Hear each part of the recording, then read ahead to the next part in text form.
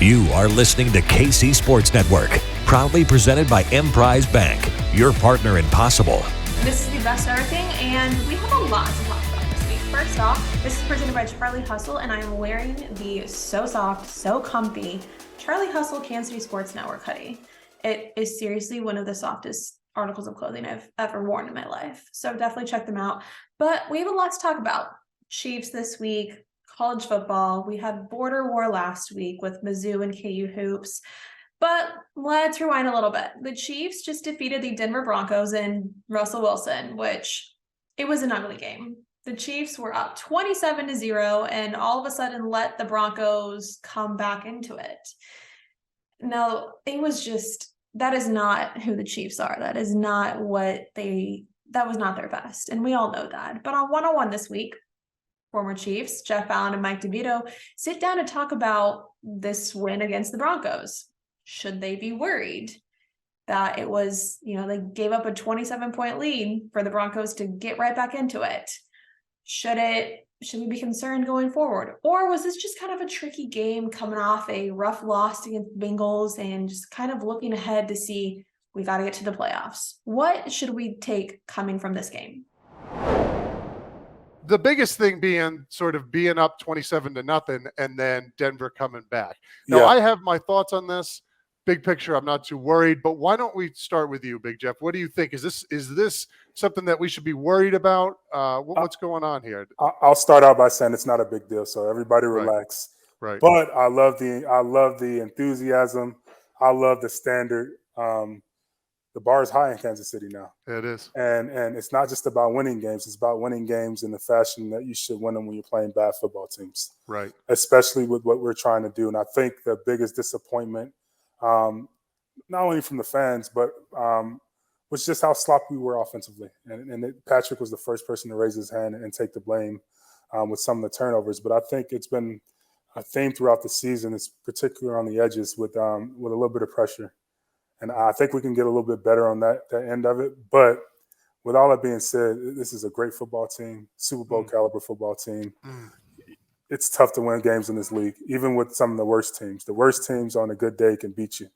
And Russ looked really good that game. Defensively, we could have done some things here and there, but they did a really good job, given the circumstances and the situations they were put in due to the offense. Well, yes, there are a lot of teams that could defeat the best teams. And there's a lot of kind of average football this year. There's a lot of teams that are up and down. There's a lot of mediocre teams or teams that are really inconsistent, and we don't really know who they truly are. I think that's a lot of that in the NFL right now. But we had a big matchup last weekend in Mizzou and KU hoops in the border war. And it was also an ugly game. At least if you're a Mizzou fan, it was an ugly game. And Tucker, Gabe DeArmond, and Maggie Johnson sat down on Mizzou That's Who to talk about just that. The game, Mizzou's letdown, and what they can take away from this game going forward the rest of hoop season. It's a disappointing game all around. Gabe, Maggie, both were in attendance. Gabe, we'll start with you. Immediate thoughts after that game. Well, the 90 minutes leading up to the game was awesome. You could legitimately hear the stampede of the students coming in the door and running down the steps. And, they did a practice round of Mr. Brightside when KU came on the floor for warmups, and Truman came down from the rafters, and you could close your eyes and pretend you were back in the Hearn Center, and it was 1998. And then, KU missed 2 layups, and Missouri was ahead 4-2. And then KU missed again 23 minutes later one time, and that was okay. Everything in between there, not great. It got to, I think, 12-6, I think is what the score was. And I was like this is bad. I mean, and it was just swish, 3, swish, 3. And I mean, you felt the deflation in the stadium. I mean, there was nothing you could do. Like Gabe said, it was amazing. I got there probably an hour before tip, 50 minutes or so. And it was awesome. And the students looked hyped. And I was like, this is going to be the craziest environment that Kansas has ever played in. It's going to be wild. It's going to be awesome. It was, yeah, like Gabe said, it was. It was. For 3 minutes, 40, or I'm okay for an hour. It was awesome. Right. I mean, in the crowd, Missouri got back within 15 with 7 minutes left. And that crowd, like, you would have thought it was a tie game for, a spot in the Final Four. I mean, they tried. But I thought the atmosphere helped Kansas and it hurt Missouri. I mean, like, the best answer after the game, somebody asked DeJuan Harris, about the atmosphere. And he said, and he didn't say it as an insult. He said, I mean, I played in the national title game with 70,000 people last year. And, Kevin McCullough's been in a Final Four, and Kansas gets that environment a lot. And Bill is really good at getting his team up for a game like that. I mean, if you look over his entire career, like, hey, they might lose at Iowa State sometime. They might lose at Mizzou, whatever. But if it comes down to a game where you go, look, they've got to be up, they're almost always up. I mean, they don't lose games like that. And even if they lose, they play really, really well.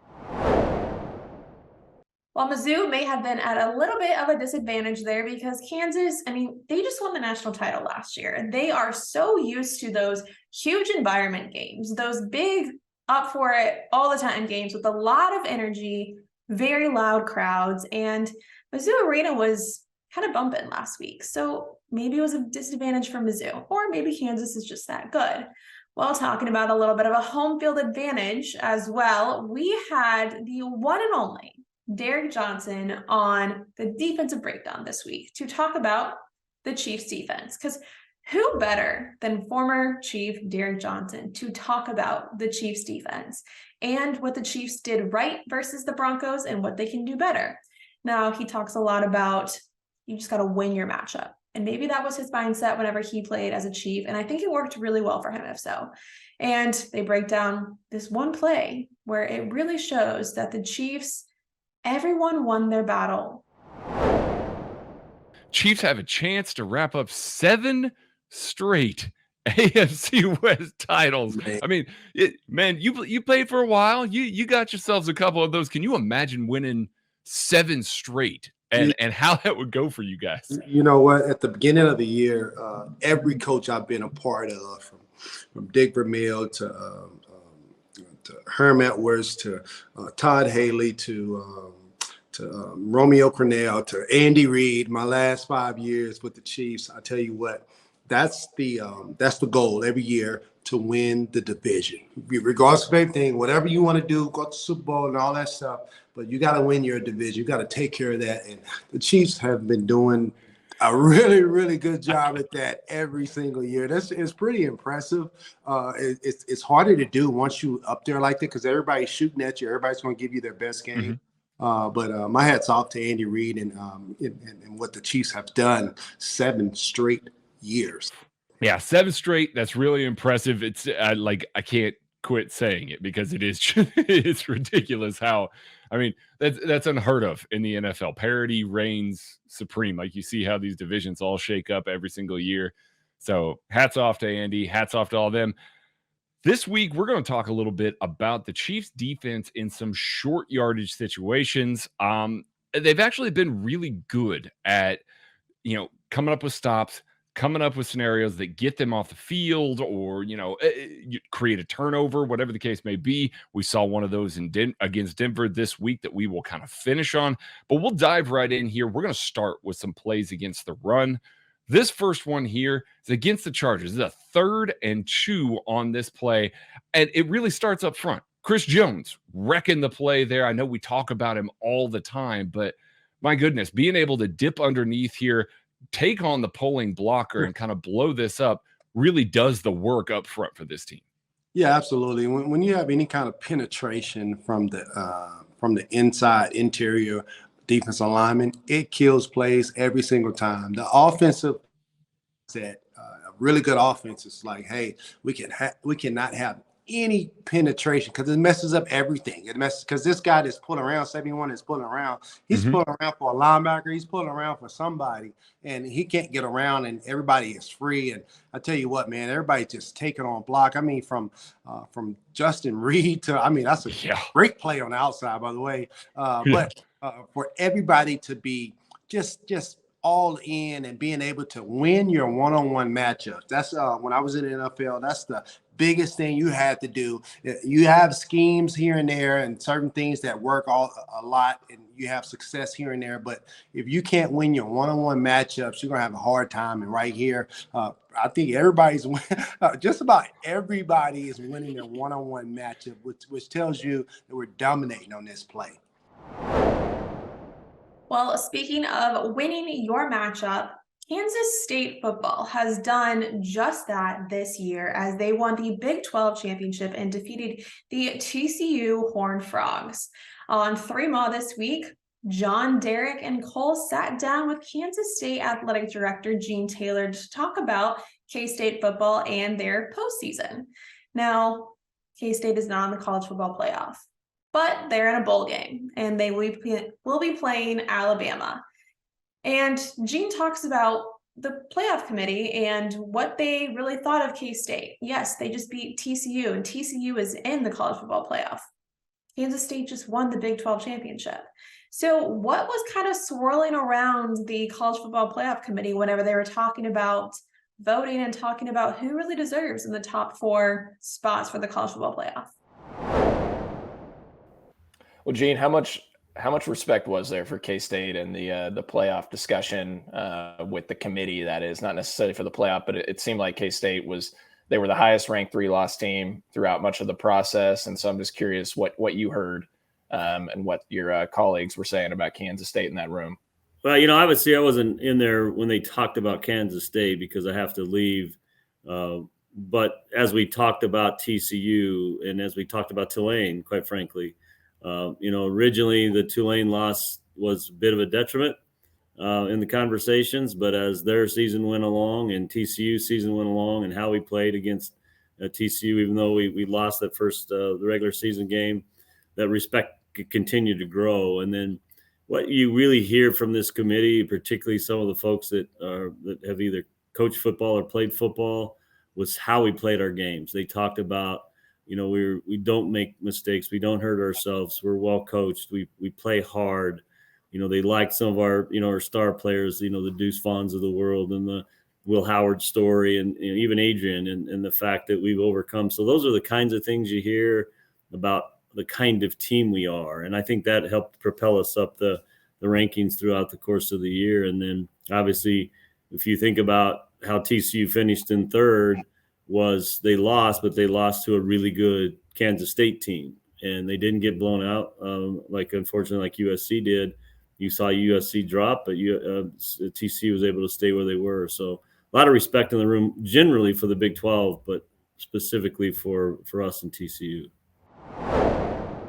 Well, a lot of respect for the Big 12 indeed, and a lot of respect for also Kansas Jayhawk football. On Booth Review this week, Ken Swanson sat down with Brendan McAnderson to talk about Kansas football. Now, Brandon is a former Jayhawk himself, and he is also a Lawrence native. So being a Lawrence native, what does Kansas football mean to him? And years later, how has it impacted his life? Well, he sits down and talks about that, talks about his time at Kansas and how being bowl eligible this year for the Jayhawks is a huge deal for not only Kansas fans, but former Kansas players as well. There's so much pride in being a Jayhawk. And he really talks about how people still to this day remember things that he did whenever he was a player at Kansas, and how this new Lance Leipold team is just really changing the momentum, changing the talk around Kansas football right now.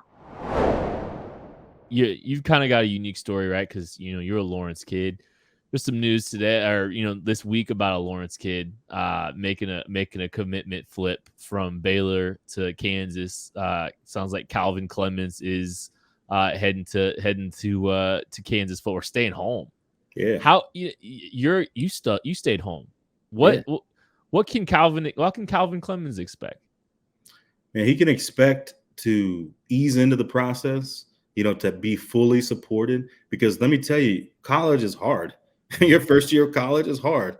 That's without playing football. Just college itself is hard. So he's going to have a leg up in terms of having a real, his family support system, and to be able to be a part of school and have a bad day and like go home.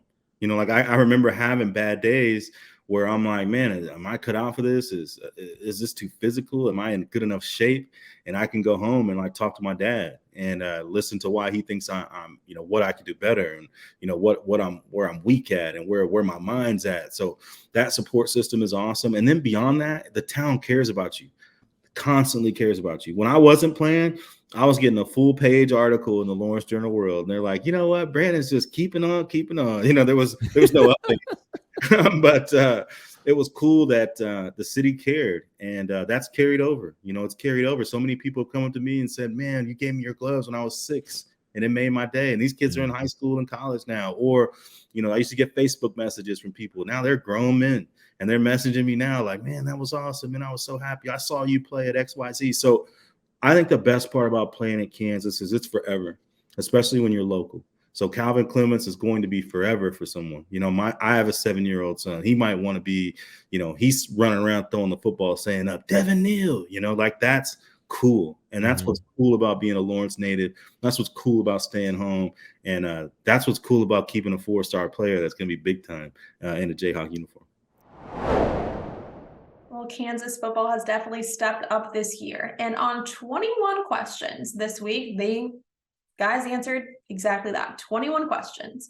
But one of the biggest questions they had was, who on the Chiefs needs to step up the most? Or who, if they stepped up, would make the most difference for the Chiefs, offense and defense? And the guys gave their answers, and some very in-depth answers, to look ahead the rest of the season to see who could really make a big impact if they really stepped up the rest of the way. What player on offense and defense need to step up to help the Chiefs win the Super Bowl? Craig, I'll let you open this one up. All right. On offense, it's got to be one of these tertiary wide receivers. I think we know that Travis Kelce and Juju Smith-Schuster are going to put up some pretty good stats. I think those are the two guys that are going forward, and the rushing attack looks like it's something that might have a little bit of juice to it.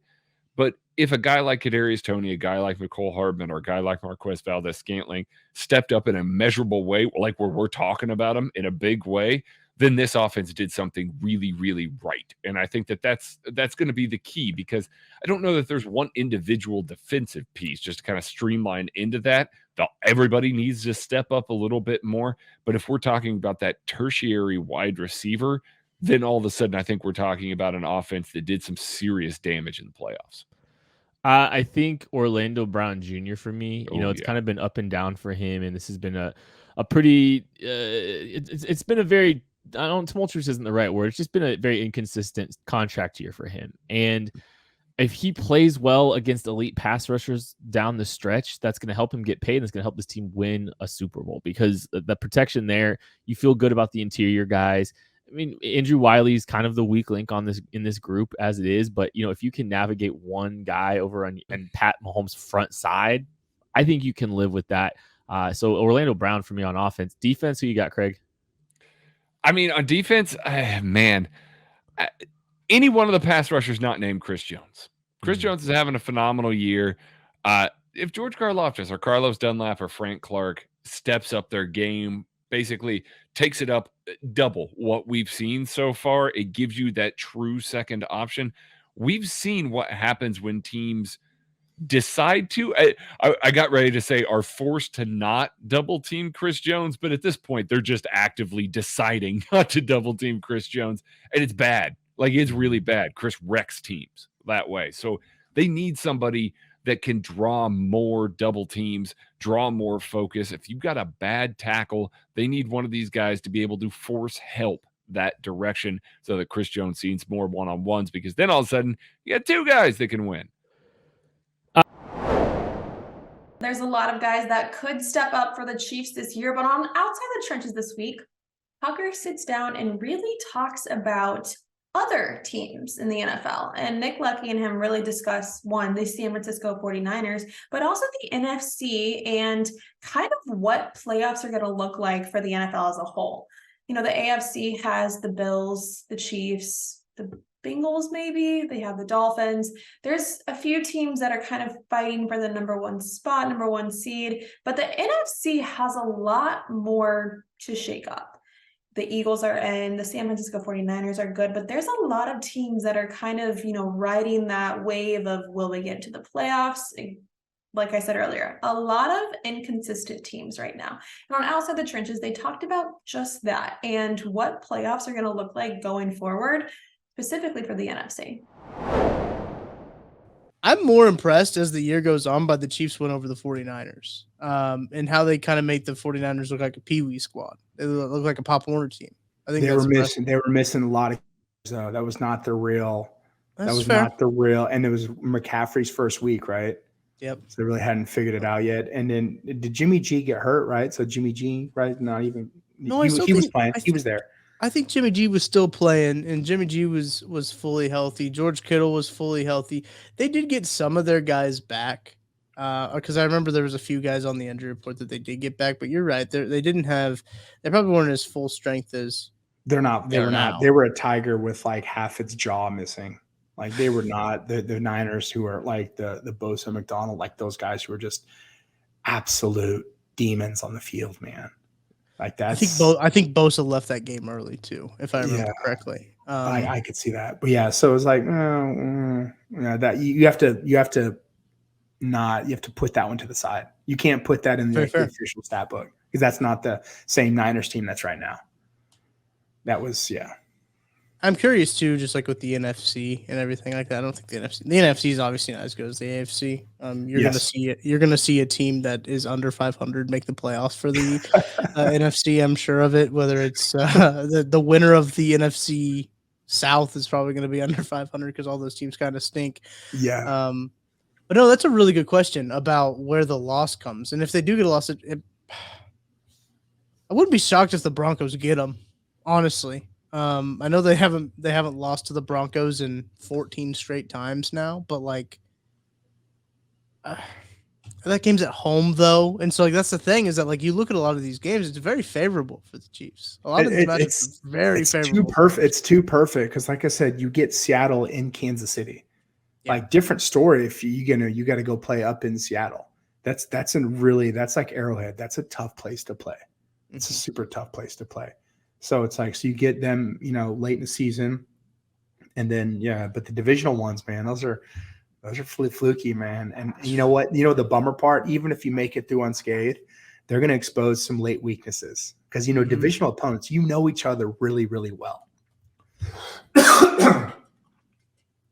So you're gonna put some shit on tape where teams are gonna see that and they're going, okay, we can exploit this. Let's see what Denver did right here when they were pass rushing, or how they would load up three guys over the right guard tackle and like outside and rush one. So they're gonna be some stuff where I'm like, okay, you better stop this because it could cause trouble in playoffs. Absolutely, and we talked about. I had the schedule pulled up.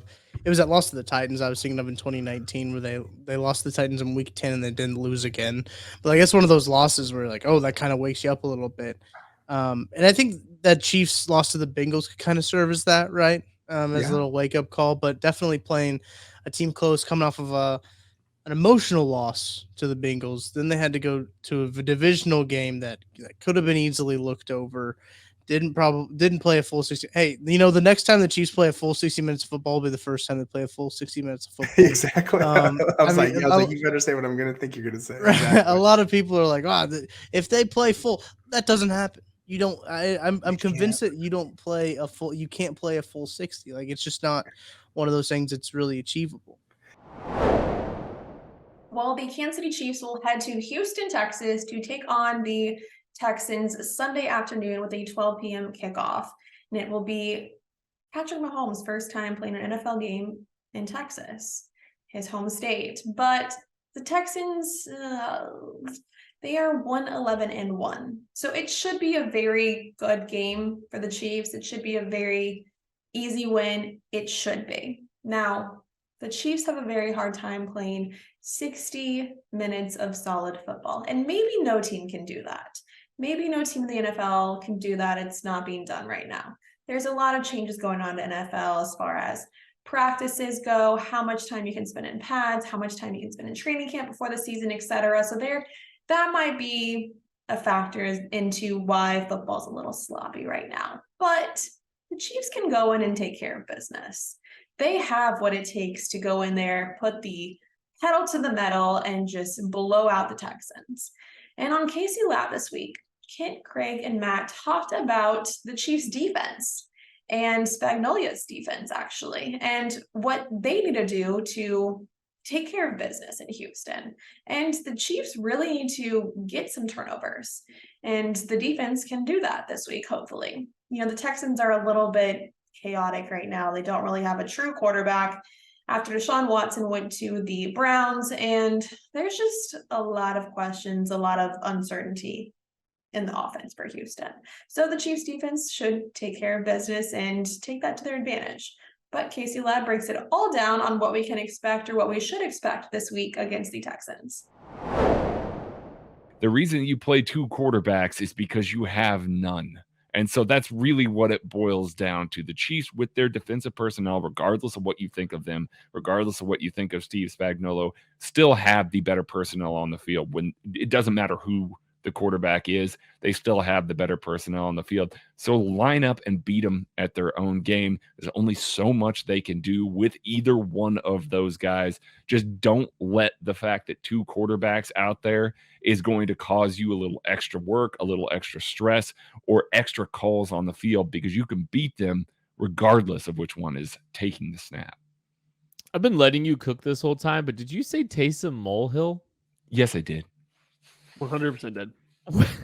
But I don't understand that reference. He's Taysom Hill. Hill's a little bit too big. A molehill is much smaller. Okay. All right. Mound. Taysom Mound. Taysom Mound. Taysom Anthill. Taysom Mount Taysom. Taysom Western Kansas. I mean, I don't know what you want to call it. What?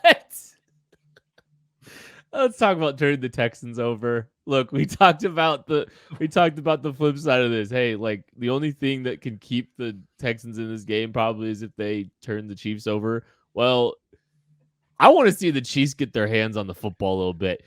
Craig said it. If you have two quarterbacks, you don't have a quarterback. They don't have their best running back. Go turn this team over. Make some plays on the football. Get some confidence and play with some confidence this week, Matthew. What is that? Right? Like what is that for the Chiefs? Like that's not how this team is built or playing, at least right now, right? That's not what they do. They too often, I think, even just when you watch the defensive backs, right? Your safeties aren't driving on stuff. I don't even want to say they're not driving aggressively, but they don't seem to be playing with that instinctive mindset where they just kind of know what's going to happen. So they're getting there early. They're reacting, and Thornhill at times, Justin Reed, these guys will fly downhill. They will fly to the ball, but they're not seeing it early enough, or they just don't innately know that it's happening. So they're still going to be late all the time. So yeah, maybe they can break a pass up. Maybe they can come up and make a big hit or a stop, but they're not ever in a position to really jump the route. Then you look outside at the cornerbacks. Young guys, Trent McDuffie's playing well. Joshua Williams, Jalen Watson, they're playing okay, but you're still a little concerned about the ball skills for the two later round rookies in Watson and Williams. Like, their tracking ability over the shoulder, their ability to play the ball downfield isn't superb. And Trent McDuffie, well, I don't think I've had any issues with him playing the ball. He's still small. Like, he still has to find a way to go up out of his way and beat a guy that's going to be bigger than him for the football. So whether or not he's playing it well or not, there is still a limitation there. And then it also doesn't help when the ball hits him in the face and he doesn't catch it. Like, they don't have the guys producing turnovers. They just don't. They don't have the guys that play that way on the back end of their defense. Their linebackers, Nick Bolton, even on his best day, is not a dynamic coverage player at linebacker. Even in his best game, when he's playing exceptionally well, that's just not his game. He's not going to be manning up on a tight end. He's not going to be driving on passes over the middle of the field and making plays on the ball. good ball skills when it's near him. Actually, that's something he does really well. It's just he struggles to get to the ball at times because that's not his game.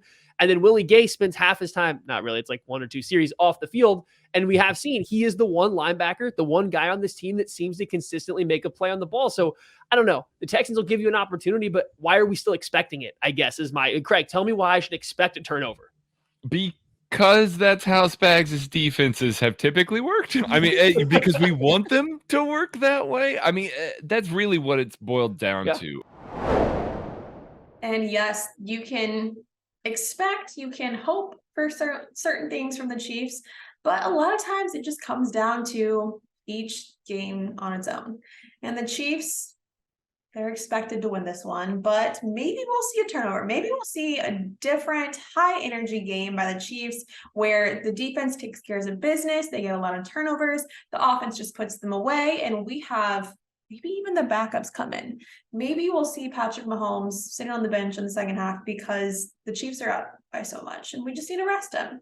That would be great. I think that would be amazing right now, this time of year. But never really know with the NFL.